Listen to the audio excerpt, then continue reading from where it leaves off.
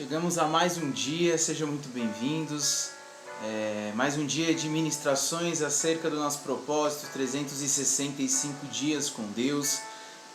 Descomplicando a leitura bíblica, o meu maior intuito aqui é todos os dias trazer um estudo da palavra, criar no coração de vocês, de quem queira, de quem porventura venha participar disso, ter acesso a esses vídeos, criar no coração de vocês a rotina de estudo bíblico, a rotina de leitura da palavra, a rotina de caminhar junto ao Senhor aí, estudando e buscando se aprofundar cada vez mais na palavra de Deus, na palavra que traz vida, na palavra que muda as nossas histórias, que muda o roteiro que nós mesmos porventura viemos a escrever um dia, dando liberdade para que venha a vontade sobrenatural de Deus sobre nossas vidas.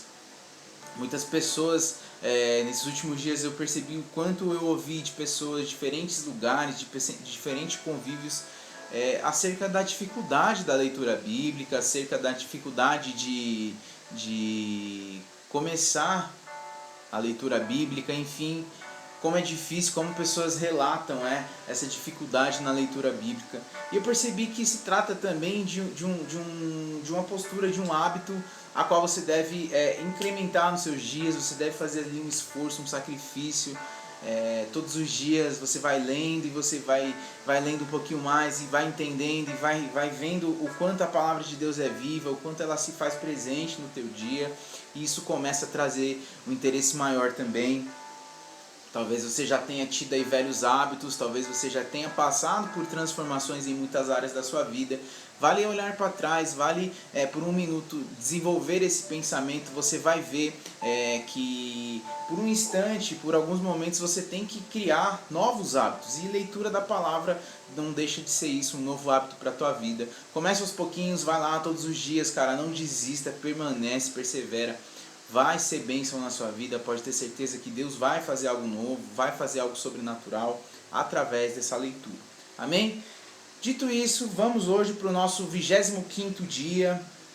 Hoje é o dia 25 aí de 365, estamos ainda no começo.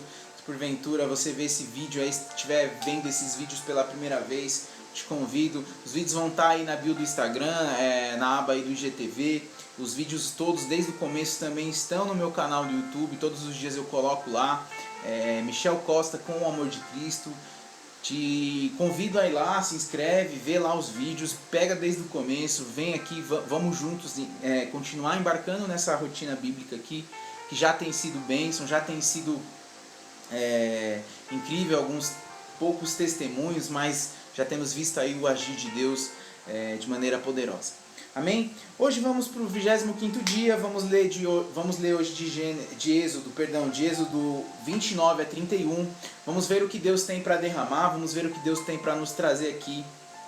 Vamos antes, então, Pai, então em nome de Jesus, Senhor, antes de entrar, Senhor, nesse momento de leitura e de entendimento, Pai, de falarmos acerca da Tua Palavra, eu te convido, Senhor, a reinar, Pai, nesse lugar.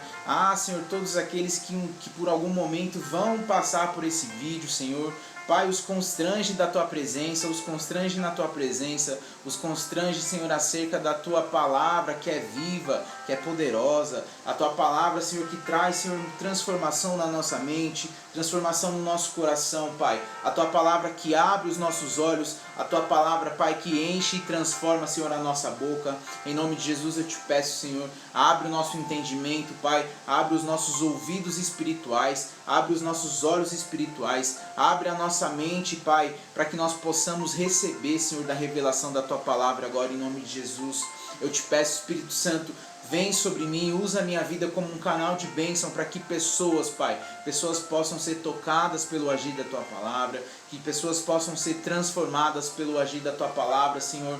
A sabedoria, conhecimento divino, vocês são totalmente convidados. Nós te convidamos, nós clamamos, Espírito Santo, derrama sobre nós o conhecimento, derrama sobre nós a sabedoria divina.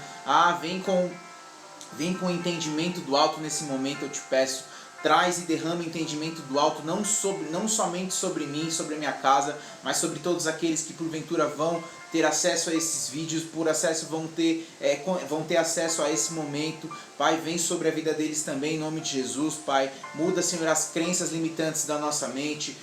Senhor, transforma a nossa caminhada contigo através desses estudos da palavra. É o que eu te peço em nome de Jesus. Eu me esvazio de mim para que venha a tua glória, para que venha o teu agir, sopra sobre nós, em nome de Jesus. Em nome de Jesus. Amém. Glórias a Deus. Ontem nós terminamos a nossa leitura bíblica no livro de Êxodo, capítulo 28. Nós vimos aqui então, nós vimos ali que Deus ele chama Moisés, ele dá instruções a Moisés não somente acerca das leis, mas agora ele também está dando a Moisés instruções acerca de uma tenda, de um tabernáculo que ele quer que seja construído, para que ali ele se faça presente, para que ali venha o habitar da glória dele. Deus está dando a Moisés aqui então as direções para como esse tabernáculo deve ser construído. Muitas pessoas, ao ouvirem a palavra tabernáculo, fazem relação ao tabernáculo de Davi, ao famoso tabernáculo de Davi, onde a adoração era contínua, onde a adoração era feita por 24 horas, 7 dias da semana, o tempo inteiro ali havia uma adoração subindo a Deus, haviam sacerdotes fazendo sacrifícios, fazendo ofertas ao Senhor. Mas aqui nós temos o primeiro tabernáculo, o tabernáculo de Moisés. Deus estabelece aqui uma relação muito particular, dando direções específicas. E eu fiquei pensando, eu queria até compartilhar isso aqui, porque nas primeiras vezes, nos meus primeiros estudos bíblicos, lá na adolescência, eu confesso que essas aqui eram talvez as leituras que eu mais tinha dificuldade, pelas riquezas de detalhes técnicos, por não ter assim talvez uma história que me envolvesse tanto. Era muito detalhes de números, de arquitetura, engenharia. Eu me perdi um pouco nessas leituras. Eu acredito que muitas pessoas também passem por isso. Mas com o passar do tempo, com os anos de estudo, com muitas e muitas vezes passando por esses textos, vindo até esses textos por uma maneira muito sobrenatural, induzidos pelo Senhor, eu fui entendendo a riqueza de detalhes que havia aqui. E trazendo para esse contexto agora, nós temos que entender o seguinte: Deus, ele é um Deus de detalhes, ele é um Deus que faz as coisas de maneira perfeita. Ele nos chama a ser excelentes, Ele nos chama a cumprir uma vida inteira de obediência. Deus ele dá as direções perfeitas, Ele diz acerca da perfeição que Ele exige de quem vai continuar exercendo essas construções. Então, aqui há muitas riquezas de detalhe, pode parecer uma leitura um pouco maçante, às vezes de difícil entendimento, mas eu te convido, não pule esses capítulos da Bíblia, não ignore-os. Aqui Deus tem coisas específicas e muito particulares para revelar a cada um de nós. Então, nós terminamos ontem vendo o capítulo 28, então o Senhor ele falou acerca dos sacerdotes, ele falou acerca das vestes sacerdotais, ele derramou ali instruções para Moisés de como Arão de como seriam as roupas que Arão ali, o sacerdote, Arão foi escolhido desde o começo. Para ser o sumo sacerdote, a linhagem sacerdotal está sobre Arão. Nós vemos futuramente Jesus na figura do sumo sacerdote, o sumo sacerdote eterno, o sumo sacerdote real, aquele que vai como um porta-voz de Deus, aquele que é um escudo para os homens, aquele que é um escudo para o povo de Deus, aquele que tem ali um papel de intercessor, aquele que tem o papel daquele que entra na presença do Senhor para interceder e fazer sacrifícios pelo nosso pecado, para que nós possamos ser perdoados dos nossos pecados. Então nós vamos entrar hoje no capítulo 29, nós vamos continuar falando aqui acerca da consagração dos sacerdotes. Nós vamos falar a respeito da consagração dos sacerdotes, esse capítulo fala acerca da santificação do altar, a respeito do sacrifício diário. Existia um sacrifício diário todos os dias no tabernáculo eram feitos sacrifícios. Deus ali dá as instruções para esses sacrifícios. Eles vão falar ali eles vão dar instruções de como eles devem entrar no templo, de como eles deveriam ser limpos, de como eles seriam purificados, de como eles deveriam estar vestidos. Eles foram instruídos a tomar 3 tipos de pães ázimos. Eles vão falar acerca dos animais, de como esses deveriam ser feitos os sacrifícios. Eles vão falar aqui acerca esse capítulo fala também acerca de como deve ser essa rotina sacerdotal. Então vamos entrar um pouco nesse capítulo aqui. Esse capítulo que é destinado a instruções de consagração. A palavra aqui no versículo 1 é: assim vocês os consagrará para que me sirvam como sacerdotes, separem novilhos e 2 cordeiros sem defeitos, com a melhor farinha de trigo sem fermento, façam pães, bolos amassados com azeite, pães finos. Ele vai dizer aqui no versículo 4, depois tragam Arão, versículo 4, depois tragam Arão e seus filhos à entrada da tenda do encontro e mande-os lavar-se. Pegue as vestes e vista Arão com a túnica e o peitoral e o cinturão. Prendam o colete sacerdotal com ele e o cinturão. Ponha também o turbante na cabeça e prenda-o com a coroa sagrada ao turbante. Ele traz aqui, eu até queria ter trazido uma figura para que de repente fosse mais fácil de ilustrar acerca dessas vestes sacerdotais. Eu coloquei aqui na foto de capa do vídeo anterior, eu coloquei o sacerdote, eu coloquei ali uma figura de Arão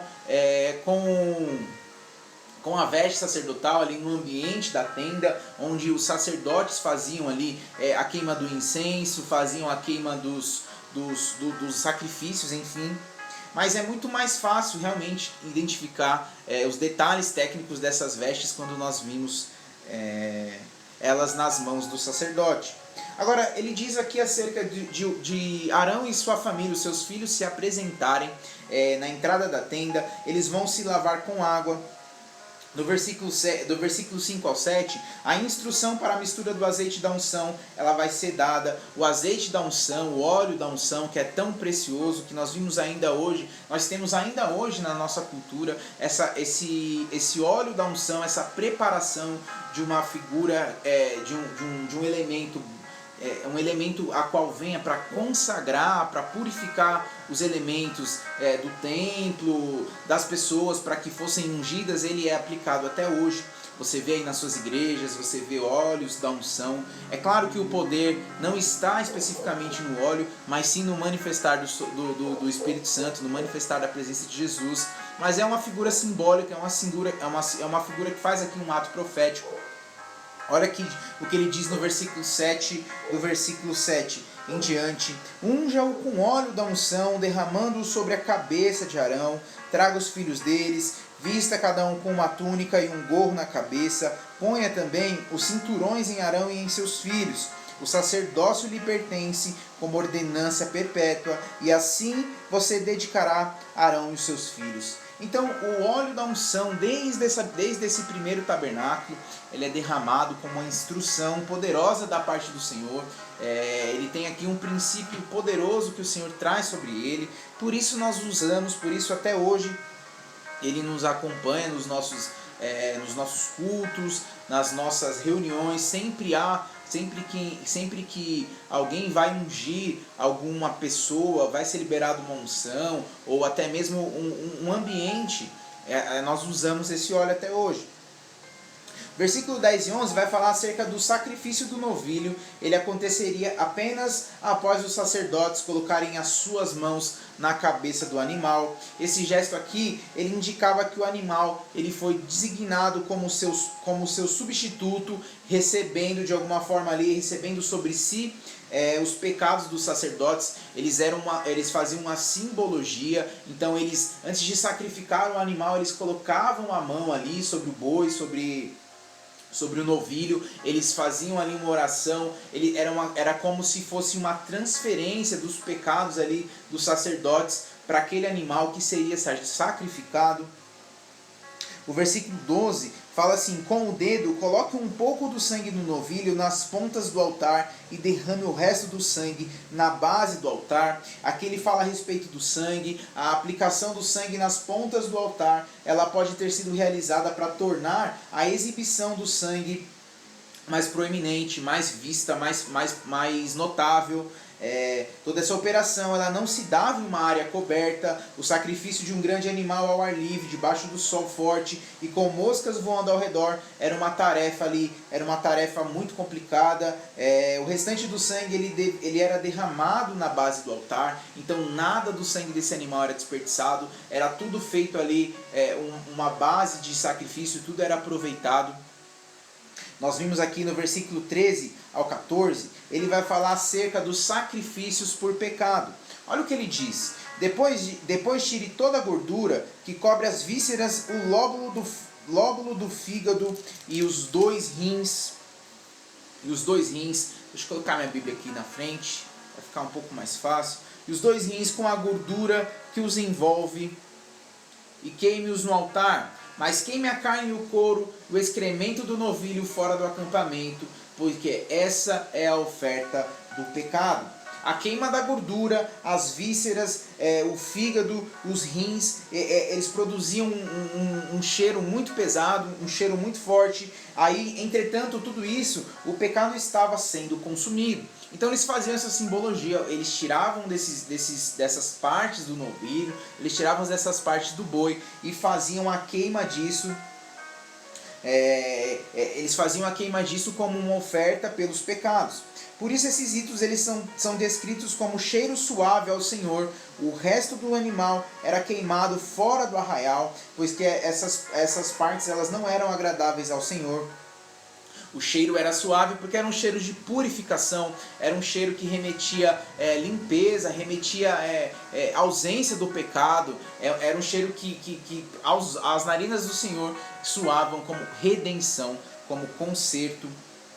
Nós vimos aqui acerca do holocausto. Então, o holocausto ela é uma tradução do termo em hebraico que pode ser compreendido como aquele que sobe em fumaça, ou seja, aquele que é consumido. Nós vimos aqui desde o começo, desde lá de Gênesis, de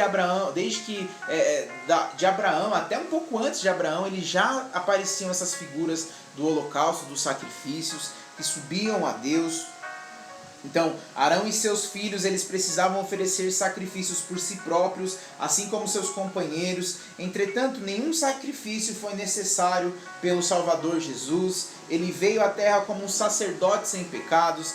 A oferta queimada ao Senhor, ela produzia um cheiro suave, uma expressão usada em um tom irônico, porque o odor da carne queimada, da pele, dos pelos, das entranhas, certamente não era um cheiro bom, certamente era um cheiro muito ruim, mas isso se traz aqui uma figura de linguagem, ou seja, o oposto daquilo que nós vemos, o oposto daquilo que nós sentimos, o oposto daquilo que nós entendemos é o que o Senhor vê. O Senhor vê as motivações do nosso coração, o Senhor vê as nossas motivações, Ele está de olho naquilo que nós estamos realmente querendo entregar. Nós temos lá na frente, desde o começo, nós estudamos a própria oferta de Abel e Caim, e nós vimos que a motivação do coração é o que realmente valida um sacrifício aos olhos do Senhor. Versículo 19 ao 28, ele vai falar acerca de um dos mais obscuros ritos no livro de Êxodo. Aqui é usado o uso do carneiro nas consagrações. A expressão no hebraico significa o cordeiro do preenchimento, ou seja, o carneiro que resulta no preenchimento das mãos dos sacerdotes em sua divina tarefa. Muitas partes dessas passagens, elas continuam de uma certa forma um mistério para nós. Nós compreendemos que os sacerdotes eles preparavam cuidadosamente esse tipo de sacrifício para adoração ao Deus Santo. Olha o que diz aqui, versículo 19, olha o que diz então: pegue depois o outro cordeiro, Arão e seus filhos colocarão as mãos sobre a cabeça do animal e você os sacrificará.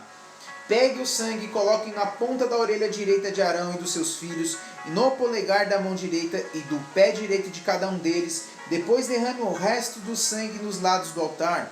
Então pegue então um pouco do sangue do altar e um pouco do óleo da unção e faça aspersão sobre Arão e suas vestes, sobre os seus filhos e as vestes deles. Assim serão consagrados eles e suas vestes, seu filho e as vestes deles. Depois tira esse cordeiro a gordura, versículo 22, a parte gorda da cauda, a gordura sobre as vísceras, o lóbulo do fígado, os 2 rins e a gordura que os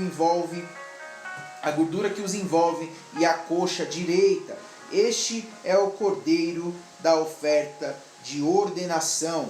Este é o cordeiro da oferta de ordenação. Aqui nós temos alguns detalhes importantes. O versículo 20 e 21, ele fala sobre espargir o sangue nos sacerdotes. Ou seja, isso significa que eles estavam inteiramente sobre o sangue que reparava o pecado. Eles estavam sendo ali consagrados com o sangue que traz ali, que elimina o pecado de qualquer pessoa, de qualquer situação. Eles estavam sendo ali preparados para exercer a sua função. É possível que o ato de aspergi-lo na orelha represente a audição da palavra de Deus. Vale lembrar que eles eram as pessoas que tinham acesso ao lugar da presença de Deus. Eram eles que se achegavam agora à presença de Deus. Eles eram as pessoas que falavam e que ouviam do Senhor a direção para aplicar ao povo. Então, aspergir o sangue ali, aspergir o sangue sobre a orelha faz uma menção acerca de ser purificado, de purificar a audição deles para a palavra do Senhor. No polegar da mão direita, ou seja, o cumprimento da vontade do Senhor. Já a unção no dedo no pé direito pode significar a jornada e a caminhada junto ao Senhor. Não só os homens deveriam ser aspergidos com sangue e azeite da unção, mas também as suas vestes. Ou seja, dessa forma que as belas roupas dos sacerdotes, elas seriam consagradas, elas seriam santificadas. A morte de um animal apontava para a posterior morte de Cristo. A morte de um animal aponta para a futura morte de Cristo. Nós relatamos aqui que ele morre como um cordeiro, mas ressurge como um leão. Nós falamos muito aqui acerca de sacrifícios de cordeiro. A Bíblia faz essa figura de linguagem. Há palavras proféticas que foram liberadas acerca tratando essa linguagem, que ele morre como um cordeiro e ressurge como um leão. Glória a Deus. Versículo 22 e 24, ele fala acerca de uma oferta com movimento, deveria ser feita com a gordura do carneiro e com o pão asmo. Os elementos eles tinham de ser erguidos e depois movidos para trás e para frente diante do altar. A oferta deixava claro que tudo acontecia em prol do Senhor. Se recebiam muitas bênçãos como os presentes de Deus, então eles traziam essas ofertas até mesmo como ofertas de gratidão a tudo que Deus estava fazendo por eles. E aí a Bíblia continua falando aqui acerca do versículo 24. Coloque tudo nas mãos de Arão, de seus filhos, apresente-os como oferta ritualmente movida pelo Senhor. Em seguida retome-os das mãos deles, queime os pães no altar como holocausto de aroma agradável ao Senhor, e esta oferta é dedicada ao Senhor, preparada no fogo. Depois ele vai falar acerca, tire o peito do cordeiro perante o Senhor como um gesto ritual da apresentação. Essa parte vai pertencer a você. Consagre aquelas partes do cordeiro. Ele continua trazendo novas ofertas. Versículo 27 aqui ele vai falar de uma oferta de movimento e uma oferta alçada. São termos que nós ouvimos ainda hoje. Oferta de movimento, uma oferta alçada, ou seja, termos que gerais representam diferentes tipos de sacrifícios. Aqui as expressões elas são usadas neste versículo como parte de uma oferta de comunhão, uma oferta de alegria. Elas também são empregadas a referir-se à oferta especial de grãos e também ao dízimo. Nós vimos aqui que ela faz menção, uma mesma oferta, ou seja, um mesmo ato faz menção de várias coisas, de vários significados diferentes. Ela atribui diversas vertentes aqui. Então, versículo 28, a palavra aqui traduzida como oferta alçada significa algo que se ergueu diante do Senhor. Um outro significado é acerca de contribuição, faz menção a contribuir, faz menção a entregar algo de maneira voluntária, de maneira genuína também. Aí nós vamos ver aqui no versículo 29, dos versículos 35, dos versículos 35 ao versículo 39, eles vão falar acerca de ritos de consagração. Eles vão dizer que esses ritos eles têm um prazo para durar, eles têm um prazo para acontecer, e novamente esses prazos eles fazem menção ao trabalhar de Deus, à perfeição de Deus. Ou seja, os ritos de consagração eles duravam 7 dias. Olha o que diz aqui dos versículos 35 ao 39. Então, para a ordenação de Arão e seus filhos, faça durante 7 dias tudo o que eu lhe mandei. Sacrifique um novilho por dia como oferta pelo pecado para fazer propiciação. Purifique o altar fazendo propiciação por ele e unja-o para consagrá-lo. Durante 7 dias, faça propiciação pelo altar consagrando-o. Então o altar será santíssimo e tudo o que nele tocar será santo. O altar será santíssimo e tudo o que nele tocar será santo. Deus vai estabelecendo padrões, Deus vai trazendo aqui um padrão de santificação, de consagração. Isso é muito importante, isso é muito interessante, nós trazemos isso para as nossas vidas, nós devemos trazer isso para as nossas vidas. Como nós nos apresentamos diante do Senhor. Como nós nos apresentamos diante do Senhor. Como nós nos preparamos para ir até o lugar da habitação do Senhor. Como nós nos preparamos para ter o nosso encontro pessoal com Jesus. Esse processo de consagração, ou seja, eles fazem sacrifícios para se apresentar ao Senhor. Eles fazem sacrifícios para que o lugar aonde o Senhor vai se apresentar, o lugar onde o Senhor vai habitar, esteja adequado aos padrões do Senhor, aos padrões da santidade do Senhor. E nossas vidas? Como estão hoje sendo apresentadas ao Senhor? Como as nossas vidas se achegam ao Senhor hoje? Como nós apresentamos as nossas vidas ao nosso Deus, ao nosso amado? As nossas vidas hoje são o templo, nós somos o templo a qual o Senhor fez a escolha de habitar. Antes aqui, ele habitava nessas tendas, ele habitou nessas tendas, ele habitou em um outro templo, ele habitou em um outro tabernáculo. Agora, ele habita em mim, ele habita em você. E como você tem consagrado esse templo? Como você tem consagrado esse momento? Como você tem preparado para que venha a visitação do Senhor? Como você tem entregue as chaves desse templo ao Senhor? Nós vamos finalizar esse capítulo aqui, no versículo 44, ele diz aqui: santificarei, assim consagrarei a tenda do encontro e o altar, e consagrarei também Arão e seus filhos, e me servirão como sacerdotes, e habitarei no meio dos israelitas, e saberão que eu sou o Senhor, o seu Deus, que os tirou do Egito para habitar no meio deles. Eu sou o Senhor, o seu Deus. Aqui Deus ele mostra aqui um padrão, ele restabelece uma aliança, ele mais uma vez reafirma um princípio, mais uma vez ele reafirma quem ele é e o que ele faz, o que ele fez por esse povo. Ele estabelece um princípio, ele diz aqui que todos vão saber que eu sou o seu Deus. E aí nós vamos entrar no capítulo 30, o capítulo 30 continua falando acerca de instruções para esse templo, ele continua trazendo instruções de como esse templo de como devem ser os cerimoniais nesse templo, ele vai falar acerca do altar de incenso. Aqui Moisés vai receber algumas instruções adicionais, ele vai falar acerca do altar de incenso, acerca do dinheiro do resgate que os israelitas deveriam pagar depois de contados, ou seja, ele vai falar também acerca da pia de cobre que vai ser feito, ela vai ser instalada ali para que os sacerdotes se lavassem, se purificassem.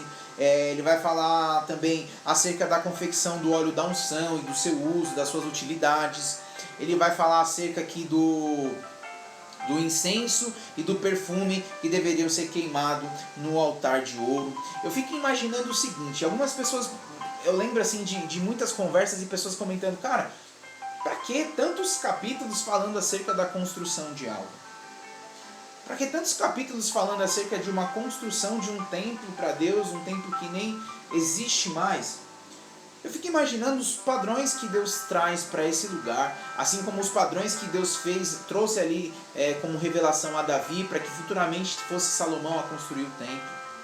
Isso me faz menção de como deve ser também o lugar de habitação de Deus lá nas terras celestiais.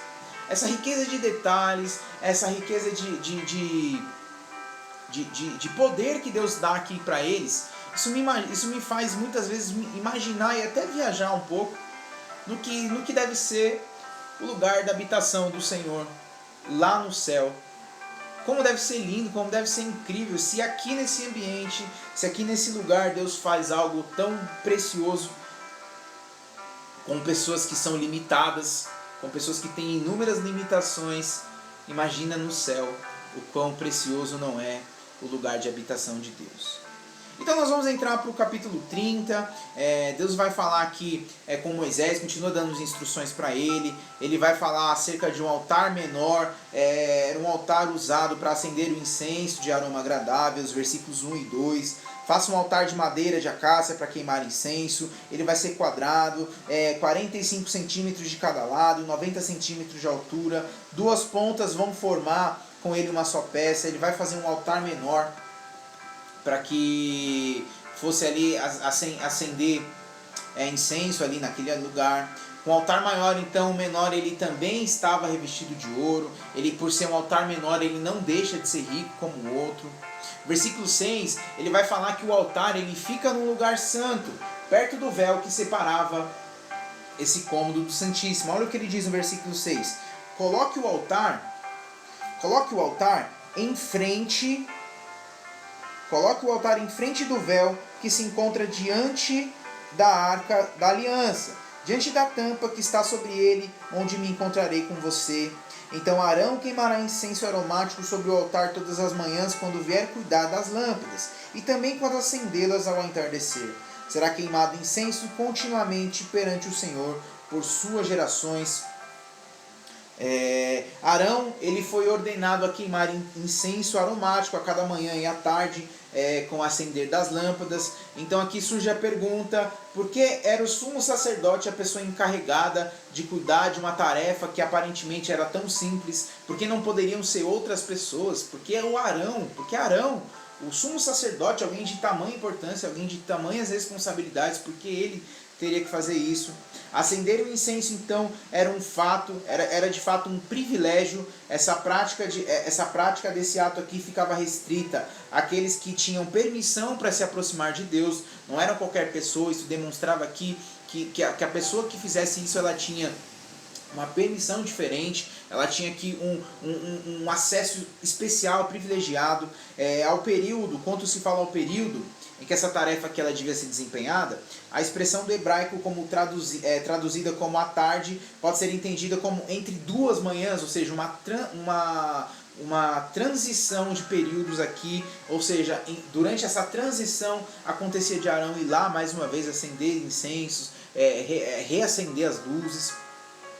Posteriormente, os rabinos algumas vezes definiram crepúsculo, ou seja, essa transição do dia para a noite, como o ponto em que a luz natural não era mais suficiente para distinguir uma linha preta de uma linha branca. Olha a importância aqui, por mais que pareça bobo, olha a importância aqui. Então Deus ele pega esse momento de transição para que o sacerdote se faça presente, para que o sacerdote esteja ali acendendo incenso, acendendo algo que seja agradável às narinas do Senhor. Esse também é o nosso papel durante o dia, nós gerarmos algo que seja agradável ao Senhor, mas na transição continuar queimando e continuar o adorando, continuar fazendo com que ele seja, com que ele se agrade de nós, com que ele se agrade do nosso ato de adoração. Então, nós vamos continuando aqui no versículo, vamos chegar aqui no versículo 10, vai dizer que uma vez por ano, Arão fará a propiciação sobre as pontas do altar, e essa propiciação anual será realizada com sangue de oferta para a propiciação do pecado, geração após geração. Esse altar é santíssimo ao Senhor. Esse altar é santíssimo ao Senhor. E aí o Senhor vai dizer a Moisés: quando você fizer o recenseamento dos israelitas, cada um deles terá que pagar ao Senhor um preço pelo resgate por sua vida quando for contado. ele vai falar aqui então acerca de uma oferta que eles vão lançar. Eles vão falar acerca de ofertas que vão ser lançadas. E olha o que ele continua dizendo. Dessa forma, nenhuma praga virá sobre eles quando você os contar. Cada recenseado contribuirá com 6 gramas com base no peso padrão do santuário, que tem 12 gramas. Os 6 gramas são oferta ao Senhor. E todos os alistados de idade de 20 anos para cima darão ao Senhor essa oferta. Aqui um detalhe muito interessante nessa oferta. Ele diz aqui o seguinte: os ricos não contribuirão com mais, nem os pobres darão menos que 6 gramas, quando apresentarem a oferta ao Senhor como propiciação por sua vida. Receba dos israelitas o preço da propiciação e use-o para o serviço da tenda do encontro. Será então um memorial perante o Senhor em favor dos israelitas para fazerem propiciação por suas vidas. Então cada homem com idade ali de 20 anos para frente deveria contribuir com essa obra. A quantidade aqui não era baseada no merecimento ou na riqueza dos indivíduos, ela era baseada num princípio bíblico, num princípio que Deus estabeleceu, independente se você tinha mais condições, se você tinha mais dinheiro, se você tinha menos. Deus não olhava para isso, Deus nunca olhou. Isso é algo que vem à mente e aos olhos dos homens, isso não é algo que vem de Deus. Deus ele sempre tratou e vai continuar tratando todos por iguais, independente dos seus recursos serem maiores ou menores. Deus ele tinha uma oferta igual a todos, para que todos pudessem o adorar da mesma forma. Vale lembrar que Deus é dono de tudo, que Deus é quem provê. Deus os tirou da condição de escravidão e Deus sempre proveu sobre a vida deles. O que eles faziam para prosperarem ainda mais era fruto de uma habilidade, fruto de um esforço pessoal de cada um deles. Não tinha nada a ver com Deus. Então ele cobra igual, Deus pede uma oferta igual a todos. Então, no versículo 18, ele continua falando, então, ele entra aqui no assunto, ele fala da pia de cobre com a sua base. Olha o que ele diz aqui. Faça uma bacia de bronze com base de bronze para se lavarem. Coloquem entre a tenda do encontro e o altar. Mande enchê-la com água. Arão e seus filhos lavarão os seus pés, as suas mãos com água da bacia. E toda vez que entrarem na tenda do encontro, terão que lavar-se com água para que não morram. Quando também se aproximarem do altar para ministrar ao Senhor, apresentando uma oferta preparada no fogo, lavarão as mãos e os pés para que não morram. E esse é um decreto perpétuo para Arão e seus descendentes após a sua geração. Então, Deus está dando a instrução para construírem uma pia de bronze, para que eles pudessem lavar-se para se apresentar ao Senhor. Aí ele diz aqui que lavarão as suas mãos e os seus pés. Eles devem se purificar, a constante limpeza das mãos, dos pés dos sacerdotes, aqui ela é compreensível. Os pés eles ficavam sujos muito rápido, porque eles usavam sandálias, era uma poeira muito grande, eles se apresentavam de maneira suja ao Senhor. A lavagem contínua representa aqui a necessidade de estar limpo do pecado regularmente. A seriedade da manutenção da santidade dos sacerdotes perante a Deus, ela é enfatizada na expressão aqui nesse texto, quando ele diz para que eles não morram. Ou seja, se eles não cuidassem da santidade deles, se eles não cuidassem de como eles se apresentavam diante do Senhor, provavelmente eles iriam morrer. Deus não aceitava nenhum tipo de displicência dos sacerdotes naquela época. Infelizmente, nos dias atuais, nós sabemos que não funciona assim. Muitas vezes eu errei, muitas vezes você que está aí errou. E graças a Deus, nós temos aí a graça e a misericórdia do Senhor que nos permite novas chances. Agora, esses caras aqui provavelmente não teriam muitas chances. Nós vamos ver na Bíblia exemplos de sacerdotes que morreram realmente mediante os seus erros, mediante a sua displicência ao agir com o Senhor. Então isso serve para nós como um princípio. Por mais que nós sabemos ali que o Senhor é misericordioso, que tem a graça dele que nos envolve, o perdão que está sempre disponível, que nós temos uma nova chance, nós temos também que entender que ele espera algo de nós. E que nós temos algo bom para entregar, nós podemos entregar algo bom a ele. Nós temos que ter essa conscientização de como nós estamos nos apresentando ao Senhor, de como nós estamos nos mantendo, o que nós estamos fazendo para buscar e manter essa santidade em nossas vidas, essa presença de Deus em nossas vidas. Então, tudo que é ligado à adoração, adoração a Deus deveria ser ungido com os azeites especiais. É o que diz aqui os versículos 26 a 29. Ele começa a falar acerca do óleo da unção, de como ele deve ser preparado, de como ele deve funcionar, de como ele deve agir. Do 26, use-o para ungir a tenda do encontro, a arca da aliança, a mesa e todos os seus utensílios, o candelabro, os seus utensílios, o altar de incenso, o altar de holocausto e todos os seus utensílios, a bacia e a sua base. Você os consagrará e serão santíssimos, e tudo que neles tocar também se tornará santo.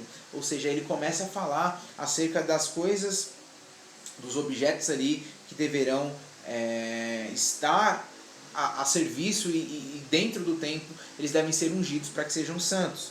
Então ele fala aqui acerca também de Arão. Unja Arão e seus filhos, consagre-os para que sirvam-me como sacerdotes, e diga aos israelitas: esse é o meu óleo sagrado para as unções, geração após geração, não o derramem sobre nenhum outro homem, e não façam nenhum outro óleo com a mesma composição. O óleo é sagrado, e assim vocês deverão considerá-lo. Quem fizer como esse ou usá-lo em alguém que não seja sacerdote será eliminado do meu povo.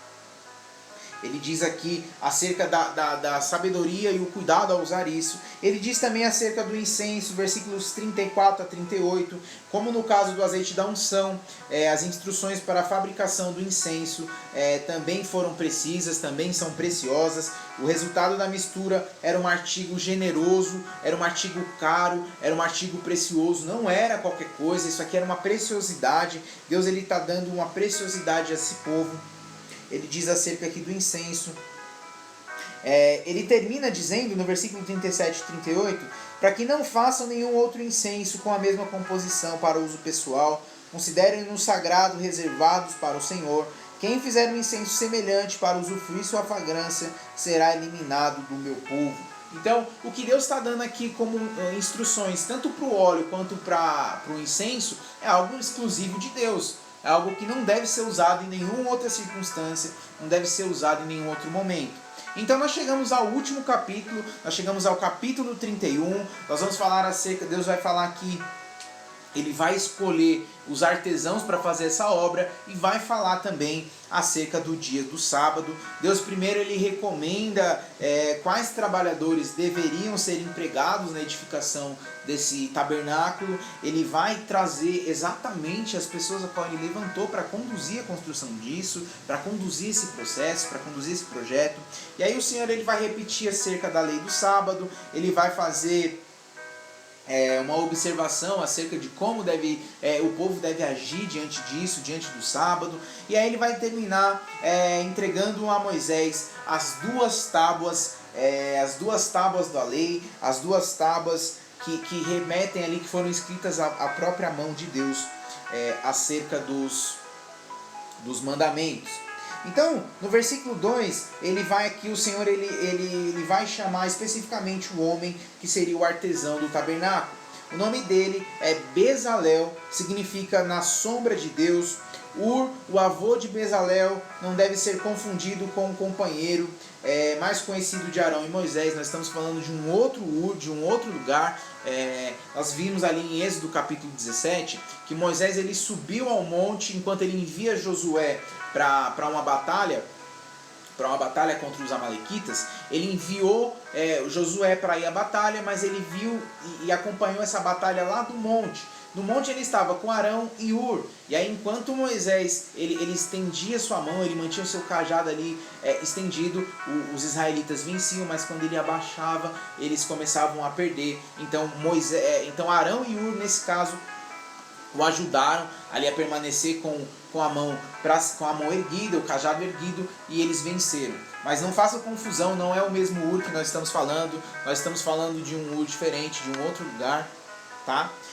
no versículo 3 ao 5, algo muito interessante aqui é que o Senhor vai dizer que eu o enchi do Espírito de Deus.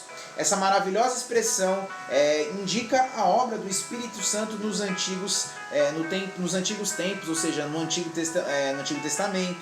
Aqui nós vamos ter familiaridade com a frase fica cheio do Espírito Santo, que ela se revelou pelos discípulos lá em Pentecostes, no capítulo de Atos, no livro de Atos, capítulo 2. Lá ele vai fazer menção novamente a ficaram cheios do Espírito, a ficaram tomados pelo Espírito. Nós não vemos muitas vezes essa expressão aqui no Antigo Testamento. E aqui o Senhor diz, o enchi do Espírito de Deus, enchi do Espírito Santo. Ele trouxe à existência a nova comunidade de fé, ou seja, a igreja. Aqui então nós vamos sempre negligenciamos a obra do Espírito Santo entre os israelitas. Passagens como essa nos fazem ver a continuidade do trabalho de Deus entre o seu povo ao longo das gerações. Deus ele vai ali, ele enche-os do Espírito Santo. E ele faz isso para quê? Para que eles pudessem ser excelentes no que estavam fazendo. Eles tinham habilidade suficiente para isso? Eu acredito que sim. Porque quando você analisa as obras que eles faziam no Antigo Egito, as pirâmides, enfim, as construções, eles já eram muito capacitados. Mas aqueles não têm recursos o suficiente, eles têm uma limitação, o lugar é diferente, as estruturas, as condições são diferentes. E mesmo assim Deus enche-os do Espírito Santo para que eles possam fazer algo que marca a história, algo que marcasse com poder. Então todas as instruções específicas a respeito dos elementos que comporiam foram transmitidas para que os dois homens e seus muitos subordinados viessem a segui-las. Houve uma segunda ajudante aqui, além de Bezalel, Deus colocou outro homem para ajudá-lo. Então, nós vimos aqui que haviam dois homens para construir essa obra, mas não sozinhos. Versículo 6. Além disso, designei a Oliabe, filho de Aisamaque, da tribo de Dan, para auxiliá-lo. Também capacitei todos os artesãos para que executem tudo o que lhe ordenei. Então, existiam dois homens à frente dessa obra e uma série de ajudantes para construir esse lugar. Então, Deus ele instrui esses homens, ele os capacita, ele continua dando riqueza de detalhes acerca dos detalhes, dos materiais que vão ser usados. No versículo 13 a 14, a expressão meus sábados nos lembra que a separação do sábado para cultuar o Senhor foi uma ideia dele e não uma invenção humana. Esses dias então eles devem ser mantidos em honra a Deus como um sinal, como um lembrete, como um memorial, um símbolo da aliança entre o Senhor e o seu povo perante as gerações vindouras. O sábado reservado para adorar ao Senhor, então, ele distinguia Israel de seus vizinhos pagãos. Ele os separava, ou seja, ele fazia uma menção diferenciada.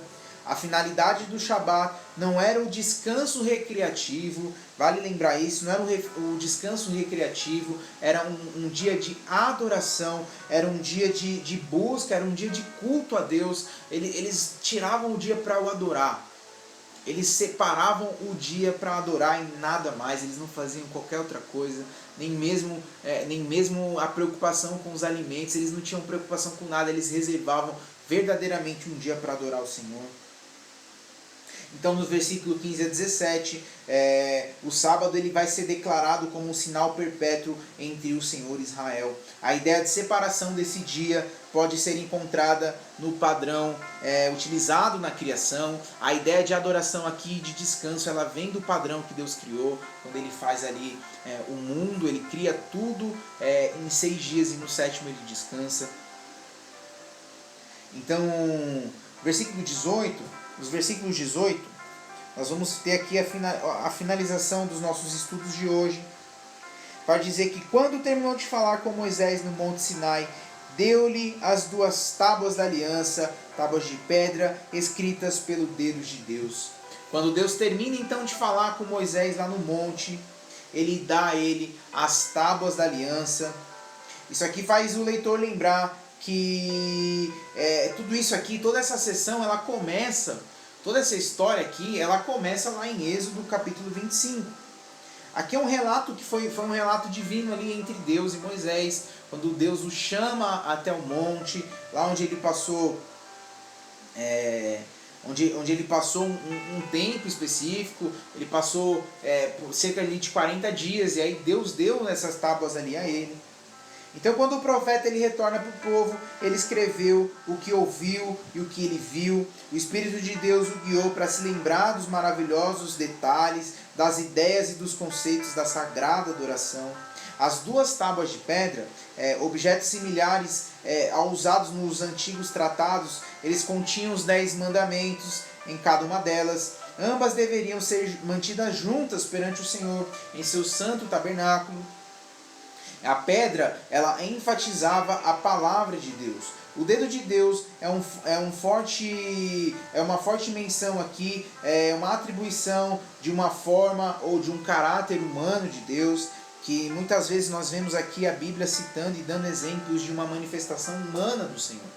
Quando ela diz o coração de Deus, os olhos do Senhor, o dedo de Deus, enfim, alguns quesitos que nos remetem à humanidade do próprio Deus. Então, quando Moisés aqui ele recebe essas tábuas, aqui está sendo a concretização de tudo que ele recebeu de Deus ali no monte. Vale lembrar, Deus o chama, ele sobe no monte, ele passa ali 40 dias, 40 noites, Deus dá todas essas instruções a ele. Imagina o quão difícil, se não fosse o Espírito Santo, se não fosse o Espírito de Deus que estava em Moisés para conduzir esse povo e lembrar de todas essas riquezas de detalhes. Olha quantas riquezas de detalhes Deus deu a ele, acerca das leis, acerca das construções, acerca dos deveres e das obrigações do povo durante esse período de 40 dias. Se não fosse o Espírito Santo para fazer lembrar, ia ser difícil, mas glória a Deus que Moisés era um homem revestido da presença, era um homem revestido do Espírito Santo, era um homem aí que fez a diferença naquela geração e em todas as gerações. É um homem que fez diferença no reino de Deus, é um homem que marcou as gerações, é um homem que trouxe, que levou um povo perdido a um lugar de vida nova e de esperança. E esse também é o nosso papel, levar vida, levar esperança, levar um renovo, levar alegria e perseverança a cada um que está aí através da palavra de Deus. Chegamos ao fim de mais um dia de estudo bíblico. Deus abençoe cada um de vocês. Amanhã tem mais estudos. Amanhã a gente continua vendo as consequências e o agir de Deus nesse povo. Deus os abençoe, que vocês fiquem na paz, fiquem com o amor de Cristo. Amanhã tem mais. Deus abençoe.